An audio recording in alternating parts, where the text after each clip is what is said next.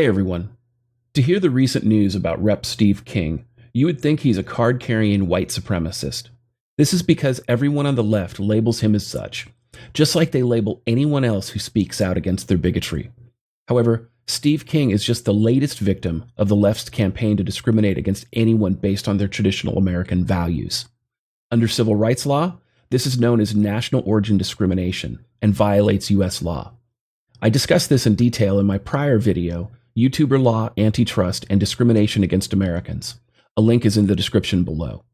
What concerns me is that no one is looking beyond the surface drama to see if there was another more sinister reason Steve King was targeted. This video makes that inquiry and shows that the Steve King witch hunt is in reality targeting Trump. Let's get started.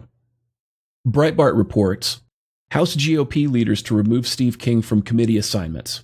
House Republican leaders voted Monday to remove Steve King from all his assigned committees after the Iowa Republican came under fire for his comments about white nationalism in a New York Times interview.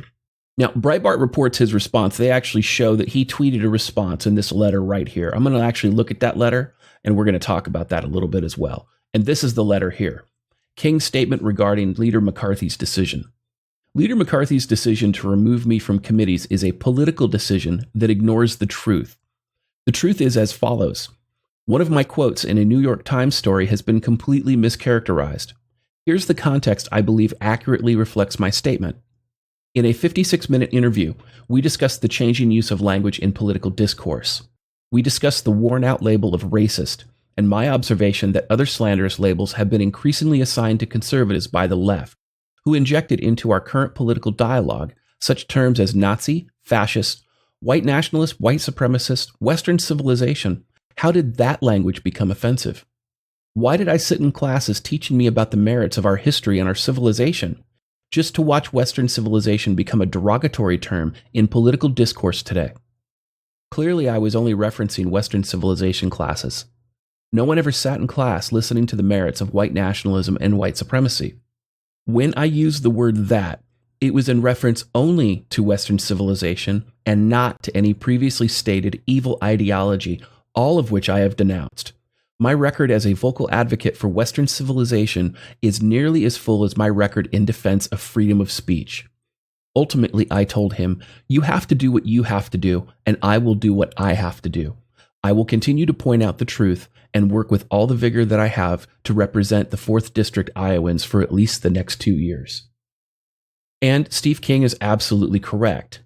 In the United States, the freedom of speech and expression is strongly protected from government restrictions by the First Amendment to the United States Constitution, many state constitutions, and state and federal laws. When the GOP leaders decided to take action against Steve King in retaliation for him expressing his constitutional right to freedom of speech, they discriminated against him. And this witch hunt has been going on for quite some time. In 2016, Vox reported Steve King preaches literal white supremacy on national television. And they report, U.S. Rep. Steve King thinks that white people have contributed more to civilization than any other race. And he said it on national cable news. Okay, that's great. But here's the problem. This Vox News article, and you can scroll through this, it's a very short article, okay? It doesn't actually debunk his statement. So, did he make an accurate statement? Honestly, I don't know. But that doesn't sound like white supremacy as much as it sounds like his take on history. And sadly, this Vox article doesn't debunk that at all. It doesn't debunk his statement at all. Then we move on to The Hill. And The Hill reports, Rep. Steve King said that diversity is not America's strength in a pair of tweets on Friday. Now, really, they say no, but that's a typo, and I'm known to actually misread things on occasion, so I'm not going to fault them too much for that. Steve King tweeted the story with the message, diversity is not our strength. Assimilation has become a dirty word to the multiculturalist left. Assimilation, not diversity, is our American strength, he tweeted. And this is absolutely true. We take the best of every culture, we incorporate it into American culture, making our culture stronger. We don't just adopt other people's culture and throw away our culture. That's un-American. And again, it destroys the idea of the American melting pot culture that we so cherish. Now, the left has branded these statements by Steve King, as well as some others, as hate speech. And that's really what this is about.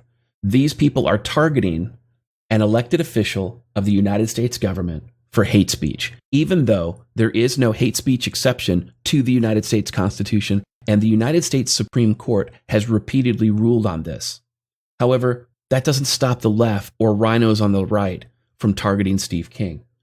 But the reality is something far more sinister, is that Steve King was not actually removed because of racism. He was removed for another reason. You see, the original Breitbart article goes on to state, in the previous session of Congress, King had served on the House Judiciary Committee. He also chaired the House Judiciary Subcommittee on the Constitution and Civil Justice and was on his way to becoming a ranking member of that committee in the current session before the steering committee's vote. And this was, by the way, to remind everybody, this was the vote to remove him from all committees in retaliation for expressing his constitutionally protected right to free speech. Now, why is this important, and why aren't many people actually focusing on this? Well, it's because of this right here. The United States House Committee on the Judiciary, also called the House Judiciary Committee, is a standing committee of the United States House of Representatives. It is charged with overseeing the administration of justice within the federal courts, administrative agencies, and federal law enforcement entities.